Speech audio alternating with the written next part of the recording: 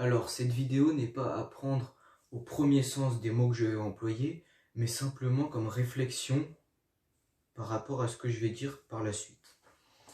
Alors, c'est une petite pensée que j'ai eue à la suite de ce livre-ci, L'Art de la guerre de Sun Tzu, voilà, que je t'invite à lire, dans ce livre, je cite: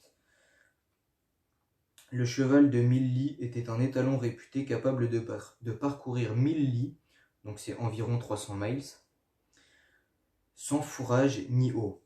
Ce terme désigne un cheval d'une qualité exceptionnelle, réservé sans aucun doute à la reproduction. Et c'est cette dernière phrase-là qui m'a interpellé. Ce terme désigne un cheval d'une qualité exceptionnelle, réservé sans aucun doute à la reproduction. Pourquoi ça m'a interpellé? Parce que tout simplement avant, les hommes qui survivaient, c'était les hommes les plus forts. Et dans ce livre aussi, les chevaux qui se reproduisent en masse, du moins, sont les plus forts également. Et nous sommes dans un monde où tout le monde, plus ou moins, peut se reproduire actuellement.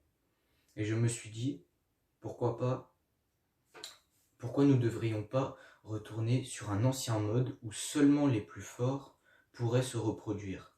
Pas dans le sens où une petite partie de la population pourrait le faire, mais dans le sens où on aurait le droit de se reproduire qu'arriver à un certain niveau dans notre vie.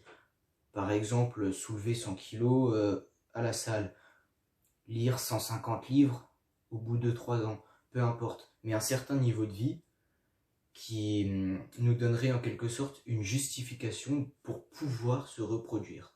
C'était ma petite pensée du jour. Bonne journée.